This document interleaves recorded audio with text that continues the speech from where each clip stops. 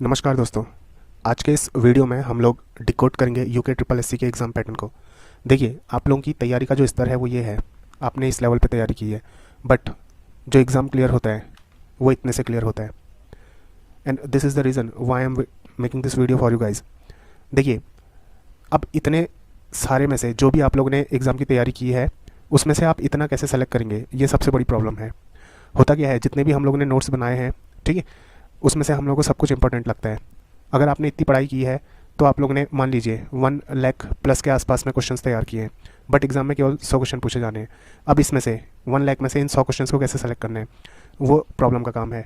Second चीज़, इतना ज़्यादा अगर आप लोग याद करने की कोशिश करते हैं तो उसको दिमाग में स्टोर करना एक बड़ी प्रॉब्लम है। तो यहाँ पे को मैं एक बार कोशिश करूँगा कि जो यूके ट्रिपल एससी का एग्ज़ाम है, खासकर अभी कनिष्ठ सहायक का एग्ज़ाम होने वाला है, तो उसमें किस तरीके के क्वेश्चन पूछे जा सकते हैं और क्या पूछा जा सकता है, विथ प्रूफ में बात करूँगा। तो चलिए एक बार स्टार्ट करते हैं। देखिए, ये क्वेश्चन है। सबसे पहले हम लोग कोशिश करेंगे कंप्यूटर के क्वेश्चंस को डिकोड करने की। देखिए, क्वेश्चन क्या है, डेटा इंस्ट्रक्शन की खोज करते समय निम्न में से कौन सी मेमोरी सीपीयू द्वारा सबसे पहले रेफर की जाती है। देखिए, किसकी बात कर रहे हैं, मेमोरी की बात कर रहे हैं, ठीक है। ये वाला क्वेश्चन देखिए, 31 अक्टूबर 2021 डाटा एंट्री ऑपरेटर का जो एग्ज़ाम हुआ था, वह मेमोरी जिसमें डेटा को पराबैंगनी प्रकाश से मिटाया या नष्ट किया जा सकता है कहलाती है। ये सारी मेमोरी के टाइप्स हैं, ठीक है। अगेन ये बात कर रहे हैं मेमोरी की, computer memory.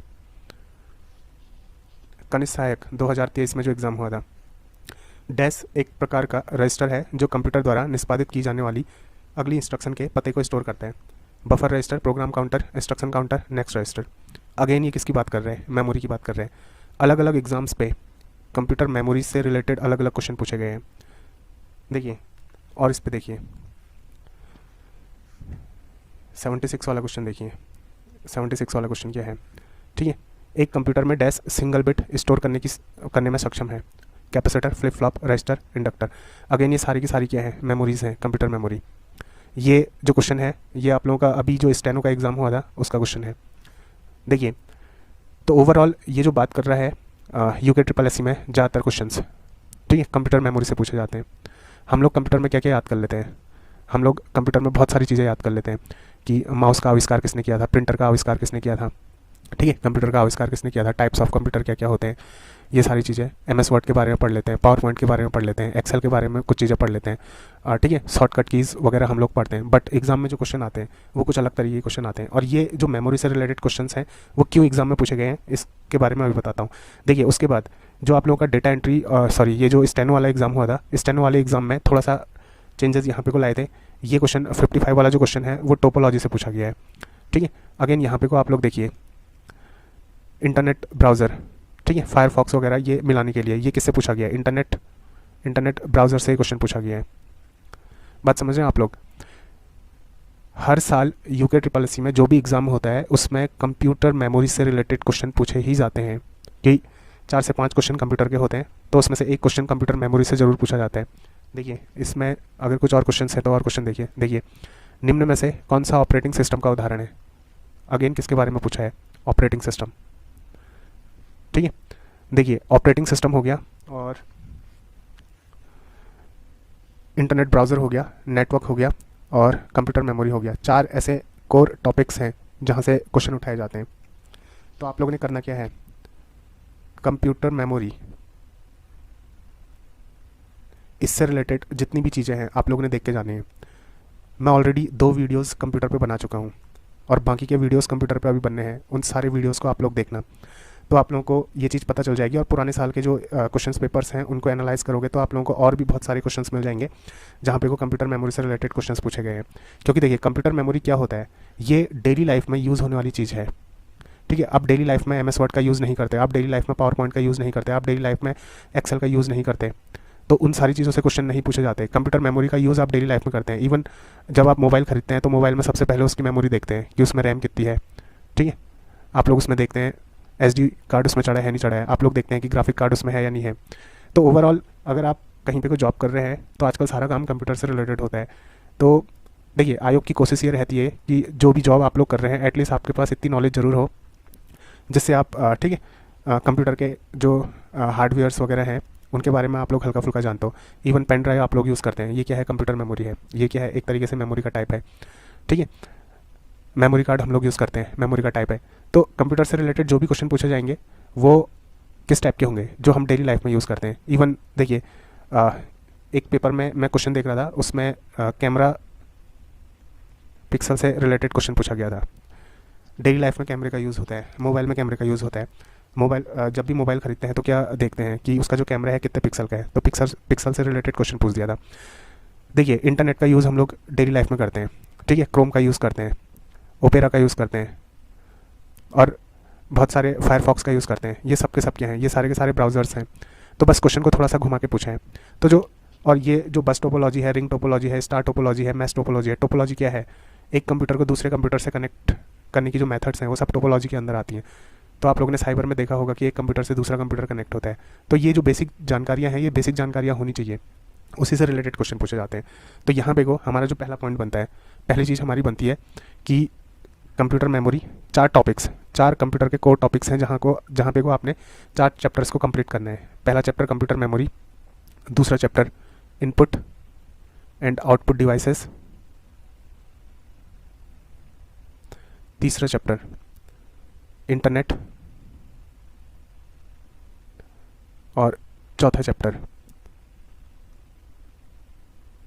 Softwares and hardwares.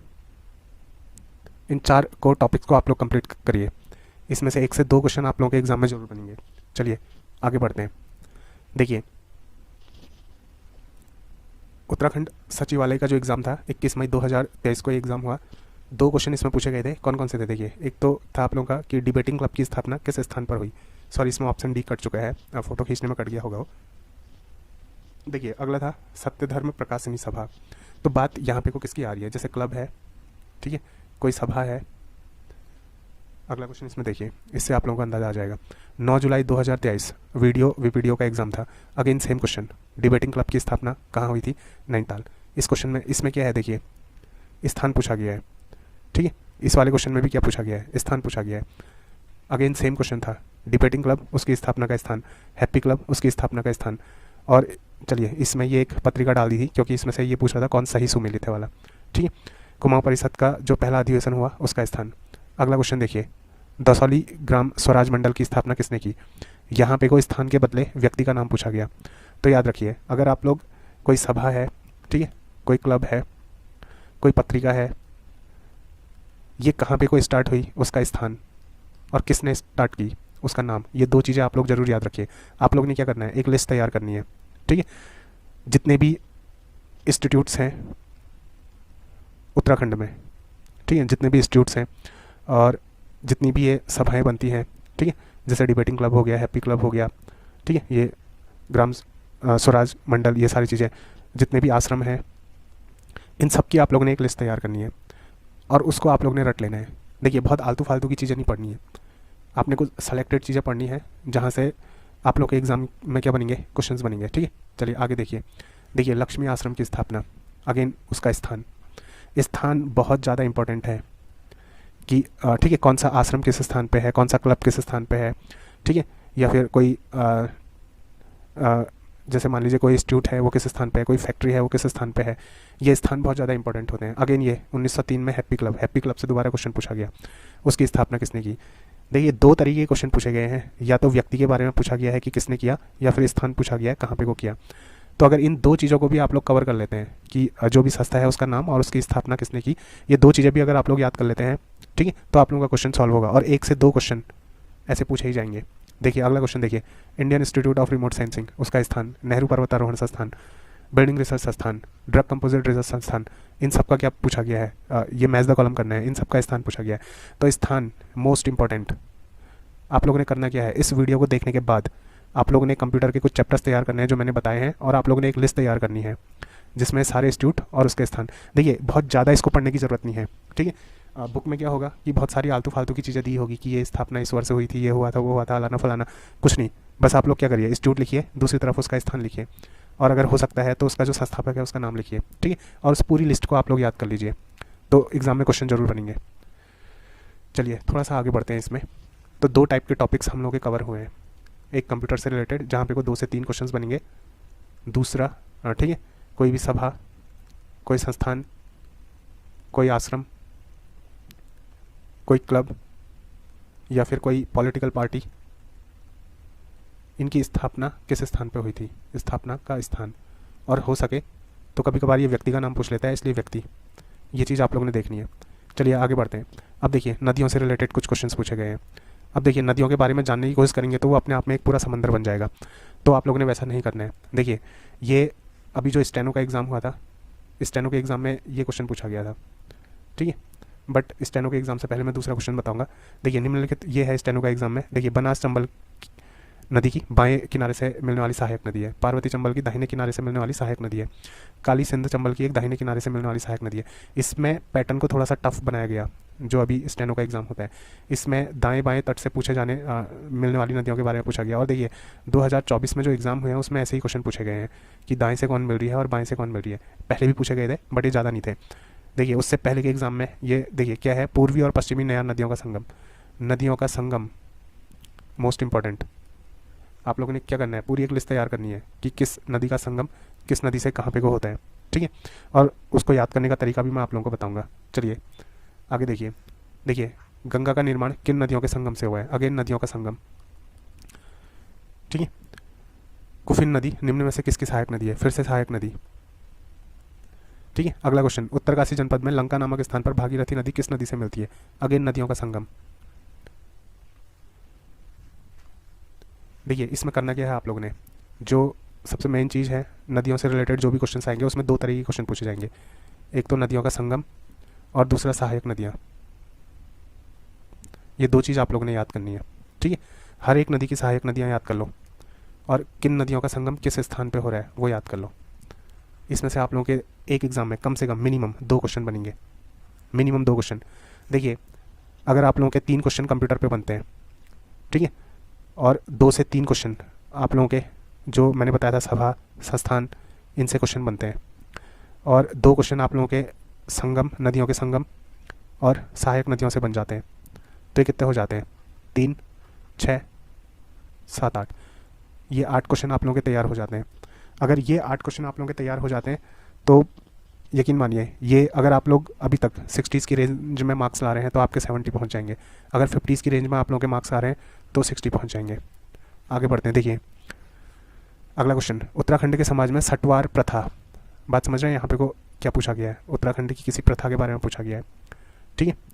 देखिए कोल्टी, कोल्टी क्या है, लोक नृत्य, नृत्य, कविता या परितक्यता, ठीक है। जूनती, माता देवी की मानव आकृति, पुरातन कहानियाँ, व्यापार की कला, मंदिर स्थापत्य। ये क्या क्वेश्चन है इसको भी बताता हूँ। आगे देखिए, हलिया और सांझी शब्द का संबंध किससे है, उत्तराखंड सचिवालय 21 मई 2023। चंद्र प्रशासन के अंदर दस्तूर क्या था, ठीक है, वीडियो वीपीडीओ। आगे देखिए, गोला द्वीप, कड़ाई द्वीप और तराजू द्वीप क्या था, यह भी स्टेनो वाले में भी पूछा गया था और उससे पहले भी पूछा गया है। ज्वाड क्या है, अगेन प्रथा, ज्वाड प्रथा, ठीक है, किससे संबंधित है। देखिए यहाँ पे को क्या है ना, जो उत्तराखंड से रिलेटेड टर्मिनोलॉजी है वो आप लोगों ने अच्छे से समझनी है। टर्मिनोलॉजी में क्या आएगा, देखिए जैसे ये है ना जाट प्रथा, एक तो क्या है कि उत्तराखंड के अंदर चलने वाली जितनी प्रथाएं हैं उनके बारे में आप लोगों ने पढ़ना है, पूरी लिस्ट बना दीजिए, ठीक है। ये वाली प्रथा इससे रिलेटेड थी, ये वाली प्रथा इससे रिलेटेड थी, ये वाली प्रथा इससे रिलेटेड थी, ठीक। दूसरा ये देखिए, जैसे गोला द्वीप, कड़ाई द्वीप, तराजू द्वीप, ये सब क्या होते थे, ठीक है, ये न्याय व्यवस्था थी, ये गोरखाओं की न्याय व्यवस्था थी, हालांकि बहुत बेकार न्याय व्यवस्था थी, ठीक, न्याय तो होता नहीं था, खाली तफरीबाजी ज़्यादा होती थी, ठीक है। तो ये कुछ व्यवस्था है, ठीक है, जैसे प्रथाएं हो गई, और पुराने टाइम पे जो व्यवस्थाएं होती थी, भले ही वो न्याय व्यवस्था हो, कानून व्यवस्था हो, ठीक है, भू राजस्व की व्यवस्था हो या फिर सैन्य व्यवस्था हो, कुछ भी हो, कृषि से संबंधित कोई व्यवस्था हो, ठीक है, ये प्रथाएं हो गई, व्यवस्थाएं हो गई, ये सारी चीज़ें आप लोगों ने पढ़नी है, ठीक है। देखिए हलिया सांझी शब्द किससे संबंधित है, ठीक। तो इस टाइप के ये सारी की सारी क्या है जो उत्तराखंड में पहले जो, ठीक है, पहले के समय में जो प्रथाएं चलती थी, ठीक है, जो व्यवस्थाएं होती थी, और जैसे चंद्र शासन काल में जैसे टैक्स वगैरह होते थे, जैसे क्या है ये दस्तूर के बारे में पूछ गया था कि भू राजस्व है, न्यायिक शुल्क है, नजराना है या फिर क्या चीज़ है, ठीक है। तो ये जो टर्म्स हैं, ये टर्म्स आप लोगों को पता होने चाहिए, सॉरी। तो आप लोग क्या करिए, एक पूरी की पूरी लिस्ट तैयार कर लिए, ठीक है, जिसमें इन टर्म्स को लिखिए, क्योंकि हर एग्ज़ाम में एटलीस्ट एटलीस्ट 2 क्वेश्चन आपके आने ही आने हैं इन टर्म से रिलेटेड। तो देखिए, ये जो टर्म्स हो सकते हैं कुछ भी हो सकते हैं। ये हो सकता है किसी त्यौहार से रिलेटेड है, ठीक है, हो सकता है किसी व्यापार से रिलेटेड टर्म्स हैं, हो सकता है ये किसी टैक्स से रिलेटेड टर्म्स हैं, हो सकता है ये किसी प्रथा से रिलेटेड टर्म्स हैं। तो देखिए, जो हमारी एंसेंट हिस्ट्री है उत्तराखंड की, या फिर उत्तराखंड की मेडिवल हिस्ट्री है, या फिर उत्तराखंड की जो मॉडर्न हिस्ट्री है, उसमें जितने भी टर्म्स वगैरह हैं उन सारे टर्म्स को आप लोगों ने पढ़ना है। 2 से 3 क्वेश्चन ये बनेंगे। तो ओवरऑल आप लोगों के यहाँ पे को 10 प्लस क्वेश्चंस तैयार होते हैं। पहला जो हम लोगों ने पढ़ा था कंप्यूटर से रिलेटेड, दूसरा जो हम लोगों ने पढ़ा था नदियों से रिलेटेड, किस टाइप के क्वेश्चंस आप लोगों ने देखने हैं, ठीक है। तीसरा जो हम लोगों ने पढ़ा था ठीक है, जो इंस्टीट्यूट्स होते हैं, जो सभाएं होती हैं, जो आश्रम वगैरह होते हैं, इनसे रिलेटेड क्वेश्चन। चौथा हम लोगों ने देखा जो उत्तराखंड से रिलेटेड टर्मिनोलॉजी है, उससे रिलेटेड क्वेश्चन। तो देखिए, इन 4 टॉपिक्स को आप लोगों ने कवर करना है, और इन 4 टॉपिक्स को कवर करने में आप लोगों को ज़्यादा टाइम नहीं लगेगा। बाकी ये जो टर्मिनोलॉजी है, इससे रिलेटेड मैं एक कंप्लीट PDF बना के आप लोगों को दे दूंगा, जो मैं अपने टेलीग्राम चैनल पे अपलोड कर दूंगा। और कंप्यूटर से रिलेटेड जितने भी वीडियोस हैं वो बना रहा हूँ, आप लोग मेरे चैनल में जाके वीडियोस देखिए कंप्यूटर के, उसमें वो सारी चीज़ें कवर हो जाएंगी। और इंस्टीट्यूट से रिलेटेड आपको PDF में दे दूंगा, या फिर आप लोग कुछ बुक्स वगैरह हैं, जैसे उत्तराखंड की जो भी बुक्स हैं उनमें ज़्यादातर बुक्स में मिल ही जाता है, वहाँ से प्रीफर कर सकते हैं। तो ये था हम लोगों का ठीक है पार्ट 1। अब देखिए, मैं पूरे पेपर को डिकोड करूंगा, बट अलग अलग पार्ट्स में डिकोड करूंगा, क्योंकि एक वीडियो अगर मैं बनाऊंगा तो 2 से 3 घंटे का लंबा वीडियो बन जाएगा, ठीक है। तो इसलिए मैं हर दिन 8 से 10 क्वेश्चंस को डिकोड करूंगा। ये डिकोड करने में थोड़ा सा टाइम लगेगा। आपको हर तीसरे या चौथे दिन में एक वीडियो मिलेगा। तो आप लोग मेरे साथ जुड़े रहिए, मेरे साथ बने रहिए। और जो कनिष्ठ सहायक का एग्ज़ाम है, कनिष्ठ सहायक के एग्ज़ाम में अपने स्कोर को आप लोग, अगर इन वीडियोस को आप लोग फॉलो करते हैं इससे रिलेटेड, ठीक है, इस तरीके से आप लोग आगे को बढ़ते हैं, तो 10 से 15 नंबर का स्कोर आप लोग बढ़ा सकते हैं।